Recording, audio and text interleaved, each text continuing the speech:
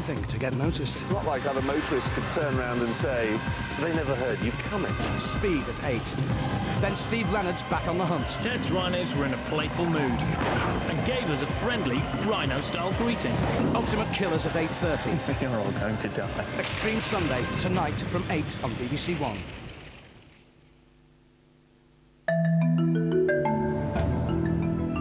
Songs of Praise on BBC One in half an hour after more problem pets.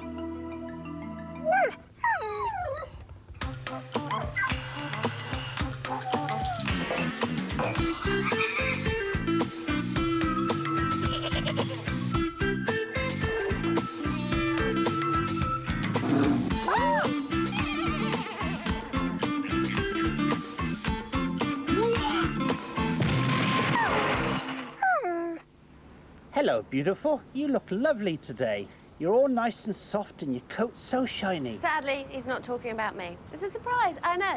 Chris? Yes? We've been called out to sort out a problem. There's no problem with the rabbit. Look. He's soft, cuddly, lovable, and I love him to bits. Yeah. Yes. I don't like the way that rabbit's looking at me. Where's the rest of your family? What are you two doing cooped up in there? It's a lovely day. It's the rabbit. What about it? He can't come out. He hates women. He hates women? Absolutely hates What am I doing them. in the garden? They never told me that was the problem. Quick. Sorry. Come here. So he gets on well with Chris. Loves men, Yeah. but hates women. So what does he do if you go out? He charges. His tail goes up in the air and he charges and he tries to grab you. I mean, that's why I've got thick jeans on a glorious day. I'm so glad I've got bare feet, you know, at a time like this. It's a bit stupid, wasn't it? Have you got war wounds then? Yes, I have got war wounds. Let's have a look. About 6 months old now, but yeah. 6 months old and they still look like that? Yeah. Oh, what's he done to you then, Mum? Well, he's done the same, and you still got it there, and that's over a year going on. Look at that. Did it hurt? Oh, They're like razor blades. Really? 4 little razor blades. Yes. I think really you should go out there and show us what happens. Okay, but you'll have to come as well. Yeah, I'll be right behind you. Don't you worry about that. Okay then, come on, Mum. I'm always in for a good savaging from a rabbit. Come on then. What then? Thomas is an English lop rabbit, and he chases Denise and her mother every time they go out into their garden. You go down, Mum, so it doesn't get you. I can't believe it, Thomas has really just bitten her. I'd like that rabbit cured because I don't think we can cope much more with him, really. Ooh. Right, come on, let's get some antiseptic on. Right, well, I'm not going anywhere near that rabbit, but I know a woman who will. Emma Magnus. Hello, Chris. Hi. So this is the misogynist. This is him.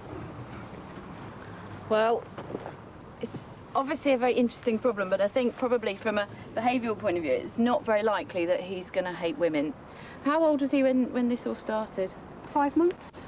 At that sort of age, you're going to be looking at obviously a typical sort of hormonal behaviour to do with territorial behaviour. Why is it just females? My mother, myself, any female friends that come, he doesn't like them. I think his first biting experience was with you, and I think perhaps it's just that you react more than Chris has done, because Chris has been nipped, but perhaps Chris is just more confident in general, which is quite understandable because you've lost your confidence now. And I think half his problem is that he's got a very strong sort of confidence in him and a desire to be with people, but then also a desire to get rid of the things that he feels are competing or threatening or challenging him. Lots of people scared of their pets because the pets are aggressive, but that just makes everything worse long term. His boots are a bit warm to wear today. Such a Hopefully you won't need them for too long. Right. Why have I got them on? Well, it's to stop you running and squealing and generally getting injured. As for Thomas, he doesn't look concerned about any of it. Okay, so what we're going to do is get him to eat from your hand, and this is the way he's going to get his treats from now. So Yes. that's good. So he's learning that whilst he's getting some nice treats, he's also getting some interaction from you. So he's learning Denise means food, not Denise might be a threat to me. And if at any time he does decide that he wants to launch at you, you just stand up. And then hopefully he'll launch at the welly. This hutch is fantastic. We're not going to do anything at all with the environment. Normally, aggressive rabbits, their behaviour's linked to their environment somewhere along the line. Yeah. Happy to say it's not the case. What we're going to do over the next few weeks then, we're going to change our interactions with Thomas. We're not going to tell him off. We're going to make sure that when we pick him up properly. We're going to link all the nice treats and goodies that we give him with handling and stroking, and we're going to use the wellies so that if we do get bitten, we can just stand completely still and let him decide that it's not working anymore.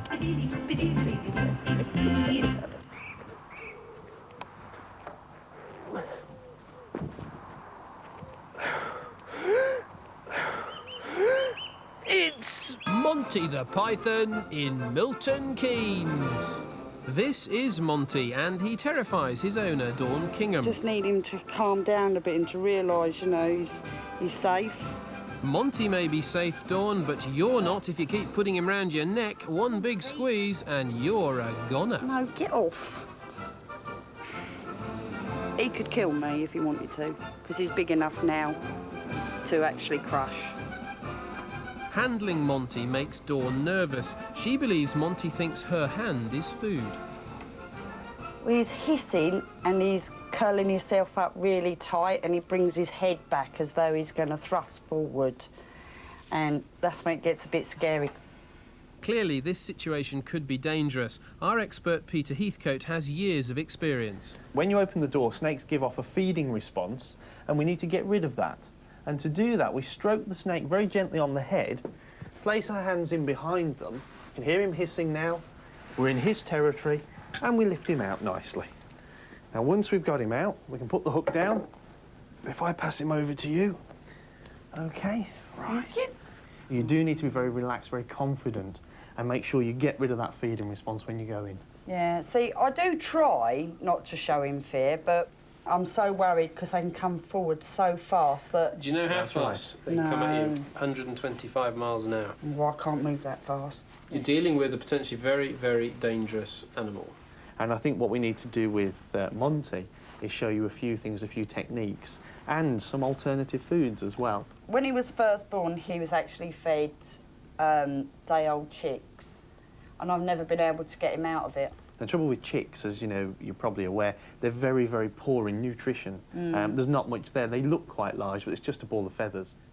Now, it's very clear that both Monty and Dawn need our help, but let's start with Monty for now. Now, at the moment, he is 2 metres long. That's to here. He should be about 4 metres long, which is to about here. And in just 2 years' time, he could be over 6 metres long. That is wider than Dawn's house. Now, whether or not he reaches his full potential depends on whether we can successfully change his diet. Right, we're going to try and feed Monty something different. And what we're hoping for is a good feeding response. We have to be very careful. The snake here has got 6 rows of teeth. Moving the food like this helps convince Monty it's still alive. There we go. And we've just got your snake straight off chicks. Shouldn't you shut the door? Ladies now and he's got that in his mouth. When he... thingy full. What are you talking about? You're rather kind of shocked by all that, aren't you? Hey? I am. I've never seen him do that. That is totally amazing. Are you pleased? Yeah, I am. Maybe I was doing it wrong, because, like, when people explain something to you and they say, feed them this, they don't actually say, you know, put it on the snake and make it see. They just say it like, put it in. What we've done there, we've given it a far more natural diet. Quail are very, very nutritious, not that expensive. Obviously, humans love them as a delicacy. It is amazing. I have never seen him eat anything bigger than that. Do you feel at all squeamish seeing this kind of stuff, feeding a bird like that to him? Well, I do it at this precise moment, like, because it's the first time I've ever seen it. I'm ever so happy, because now I know he'll have all the vitamins and calcium and everything that he needs to, you know, make him a happy snake. And, you know, knowing that he's being fed properly, and it's just like your kids, really, isn't it? Eat your veg.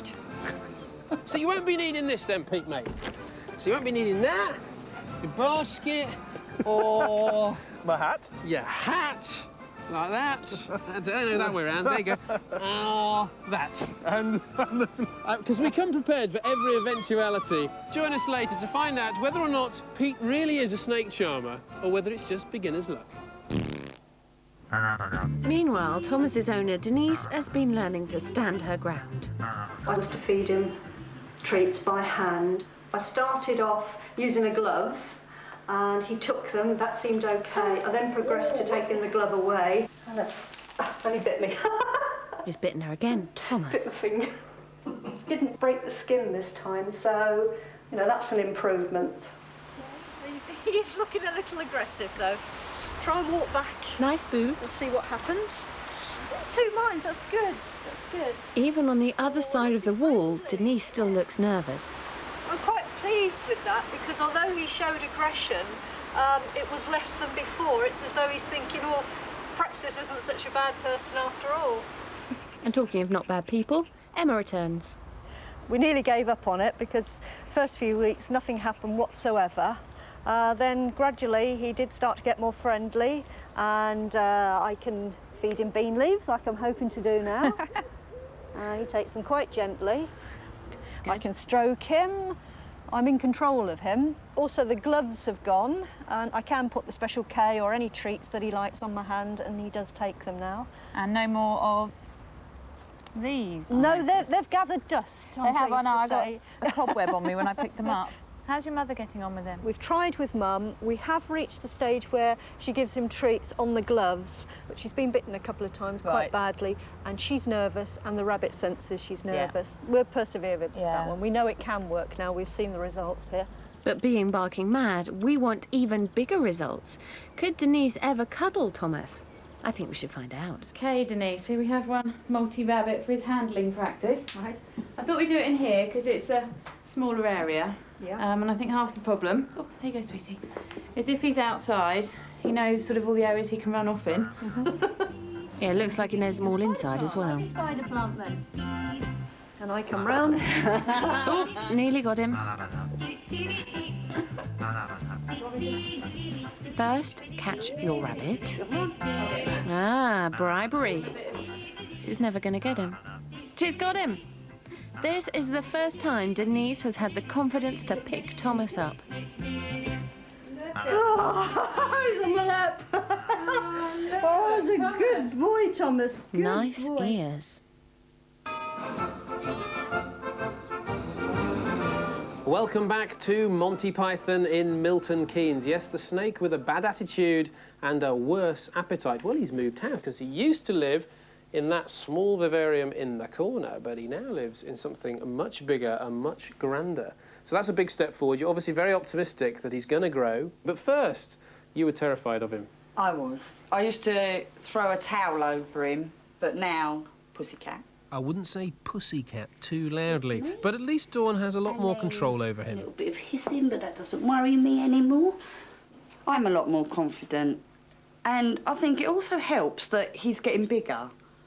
And when Peter was talking to me, he said when he gets bigger, he'll slow down. He has stopped eating his day-old chicks, and he is now feeding properly on jumbo rats. Which used to make Dawn squeamish. Not now, though. You just do it. You know, it's just like giving your old man a bit of fish and chips, isn't it? He wants his rat, too. He gets it. He seems to be growing so fast, and he's getting so heavy, and you have to be quick. Pete's here with his scales. Pete, mate, a bit of weighing required. Right, OK, Dawn. He might willingly go in there. Let's see if we can pop him in. You weigh snakes in bags. Oh, yes, indeed. Let's see if he's any heavier. Right. OK, last time we were looking at about 6 kilos before we fed him. So let's see if we've actually got his weight up a little bit.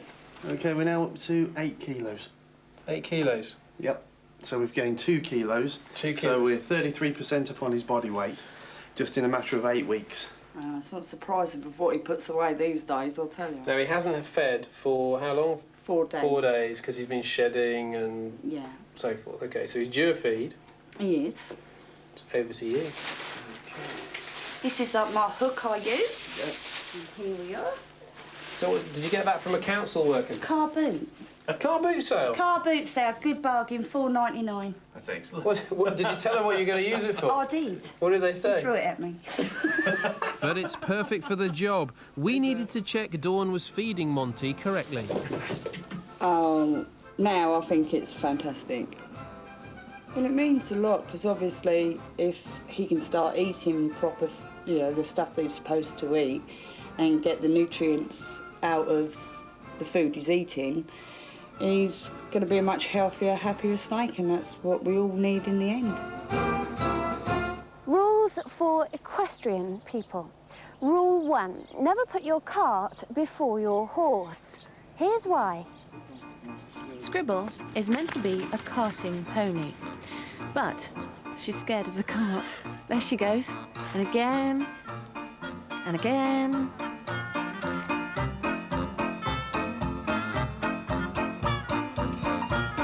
She's a very sweet pony, and her just as sweet owner agrees. This is Tiffany, and that's your very own pony, isn't it? Yeah. Yeah? Do you love her? Yeah. Well, do you think it would be quite nice if you could ride your very own pony? Yeah. Is that what you'd like? Yeah? So shall we see if we can do that for you? Yeah. But first of all, we need to go to the toilet. Yeah. Okay. All right. Watch that. Come on. While Tiffany goes to the little girl's room, Kelly Marks watches what happens with Scribble and the cart. You'll see what the problem is. She goes towards it, and then she doesn't. Right, could I just see that again? It would be quite good psychology now for Colin actually to go round her a couple of times. Colin, keep walking like that. Could I come up close? I'd just like to feel what her pulse rate is. Okay. And I want to feel if she's settling down. All right. Okay. Country code, close the gate. To feel Scribble's pulse, Kelly is squeezing the artery against bone. A horse's pulse should be between 36 and 42 beats per minute. She's settled down a lot, actually, because she was kind of shaking so much. I have to say, you looked a bit, what am I doing in this field with this pony? That's quite interesting. And touching under there. You're right there. I'm so good. You're right. You'll be fine. Yeah, I'm fine. Stay behind me, though. Okay. Even touching Scribble on her sides is frightening her. First pattern we've got to break is this thing of running around you all the time. And as I say, it's got to be you taking more of the control. So Colin learns to do the leading, still in circles, but in the direction Colin wants to go.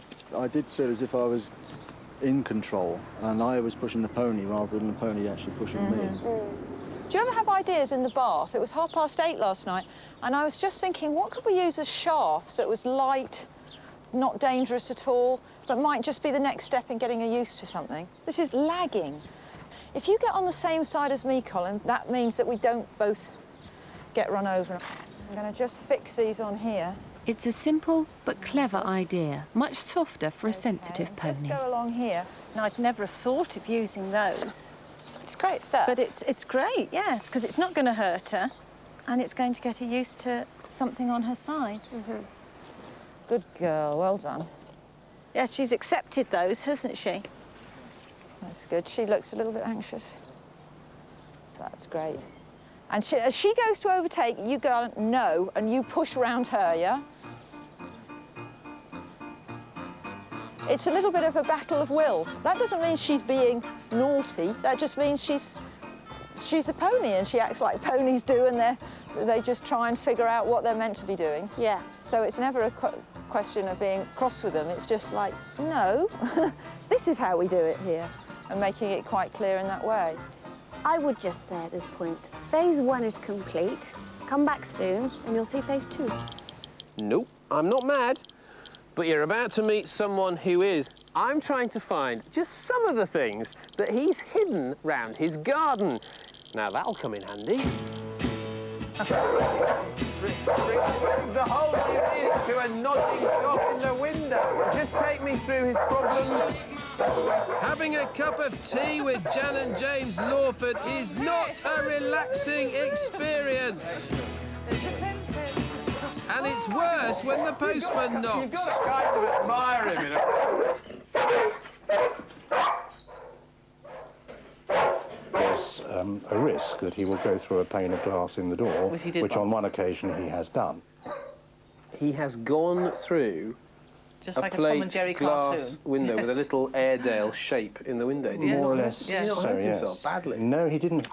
He's never ceased to be a young puppy in terms of stealing things. It's like everything else, though. I mean, when it gets particularly repetitive, it can get you down. Yes. We live like that. We live round him Yes, now. I mean, he controls most of what goes on in this house. Yes. But he's a challenge. Look at this. Yes. Look at this. Yeah. Well, frankly, it needed cleaning. He was a challenge for you. Yes. He's now a challenge for us. There's no doubt Ted's a wonderful dog, and he can't be bad all the time, can he? I think a lot of what he's doing is stuff that he has learnt to do because he knows that it works to get a response from you. Yes. Things like stealing, sharp knives that you're going to worry about, and your lipstick and your glasses, things that you're really going to respond to, because he knows that they do always get a response. He gets a lot of marks for choosing those, doesn't He does, yeah, he's a bright dog. Ted's stealing has become a nightmare. A knife. He steals because he knows it gets a response from you. So for a short period of time, clear your surfaces. Live in a bare house for a short period of time. Okay. Wonderful idea. But on those surfaces, plant things that you don't care about. Allow him to pick it up and chase up the garden and completely ignore it. Everything that he wants, which is his food, his toys and your attention, under your control. Glasses. Ted lives life pretty much on his own terms. The Lawfords have particular trouble getting him to come when called, especially when playing games. Good boy. And tell him he's wonderful. Be really excited about it. That's great. Oh, she's going to be pleased about that. Excellent. Time for role play. The Lawfords now have to be exciting enough to encourage me back to them with their goodies. Lovely watch. Come on. And I've got some glasses here. No, it's not good enough. More exciting. Oh, maybe a little bit. Maybe a little bit. Quite exciting. Not bad. Come on. Not bad. It's not exciting enough, really. I've got my glasses here. And, gin and tonic then. Gin and tonic. That's the one that'll do it. See, there we go. I'm straight back. Oh, brilliant. Absolutely ridiculous. My Rolex. Glasses. Lovely. Look at that. Some cream, Ted. your Look at watch, your Rolex. As if ever. As if, yes. You can Sadly. see the point though. Stupid illustration really, but that is how ridiculous in a way you're going to feel when you're trying to work with Ted. You need to be that exciting, otherwise from his point of view, what's the point? The bottom line is you have got fantastic raw material in Ted. He's a wonderful dog. You know that. Yes. All right? Right. And one final thing. Where's my gin and tonic? Coming. Thank you.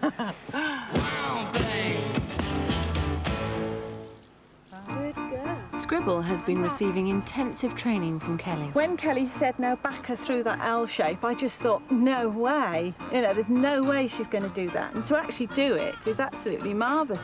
And she was so quiet doing it.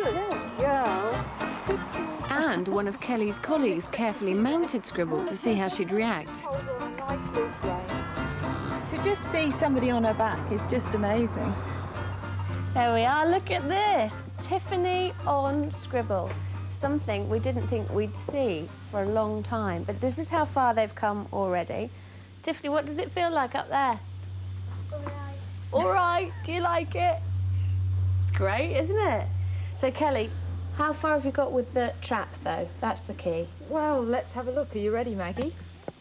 Right, Scribble, here we go. Are you confident? Absolutely. Oh, what's that? Oh, that's all right, isn't it? We've done the training so far without the blinkers. Do you think blinkers are a good thing? Because some people think they're cruel, don't they? And I never really know. Surely a horse should be able to see all around. It would be nice. It keeps them quieter, the blinkers. So for safety's sake, perhaps in traffic, it is a good idea. But at this stage, I don't see why she should have to wear them. Why are we doing it in here? She's a lot more secure in here. It's where she eats, it's where she drinks, it's where the other horses are. She's really happy.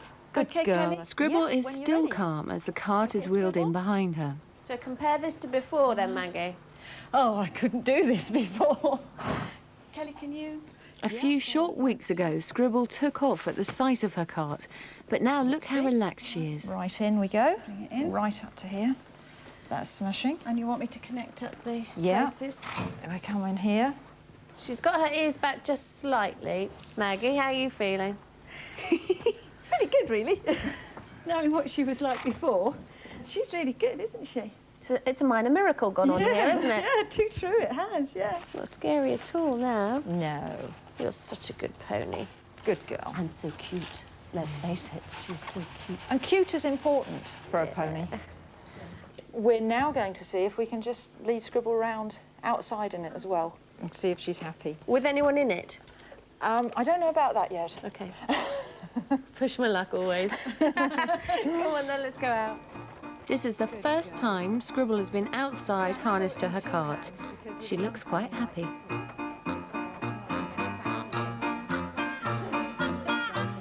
Here, share.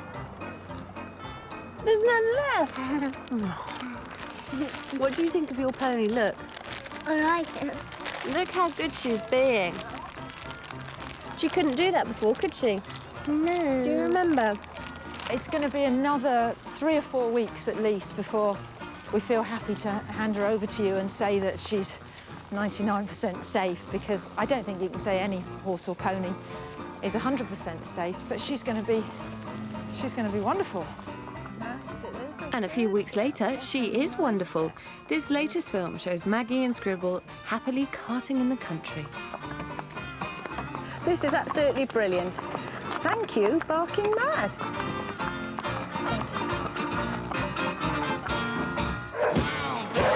Ted, our rather over-friendly Airedale's behaviour is continuing to challenge his owners. I wonder if any of our tips are working.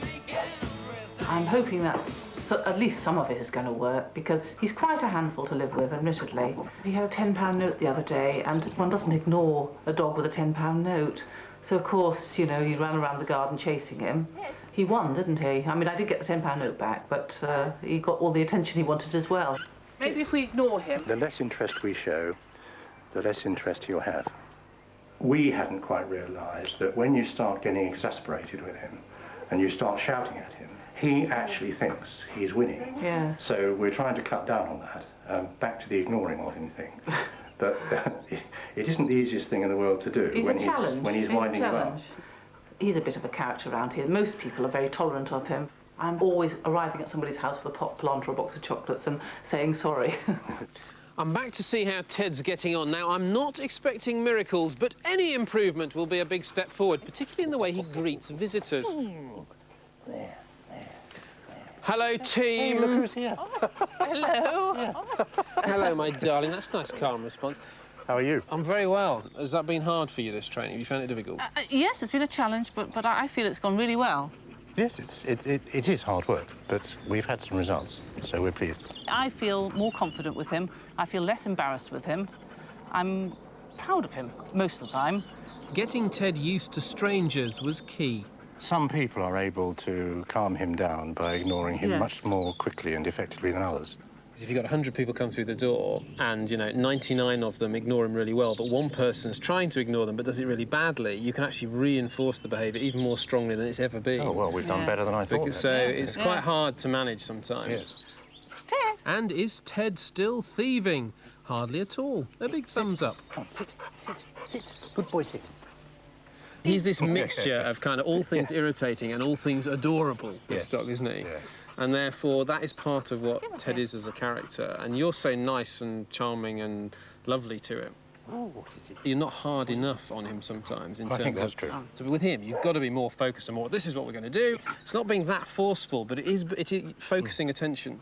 Training has been concentrated on controlling Ted. The postman issue hasn't been tackled yet. He makes a totally different sort of explosion to the postman than anyone else. Get yourself a postbox, put it at the end of the garden, right. and tell all your friends that you only accept messages by email. Jan and James are happy with Ted's progress, and they've decided that although Ted is highly trainable, for now they like him just the way he is. Next week, Polo the timid budgie. Steve, who's not so timid, and Jake. And Ollie the bored octopus. How can we help him? And the Barking Mad address is Barking Mad, PO Box 229, Bristol, BS99 7JN. So do drop us a line if your animal's doing something unexpected. Good night.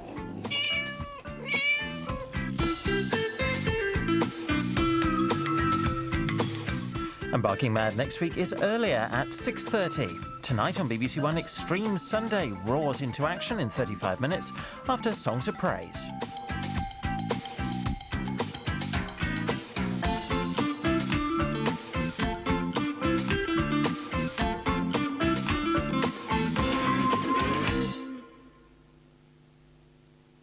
often seen as hard evidence. For 30 years in the police service, I believed that fingerprints were infallible. Fingerprint identification is not always black and white. It is not evidence of fact, it is evidence of opinion. And some police experts have made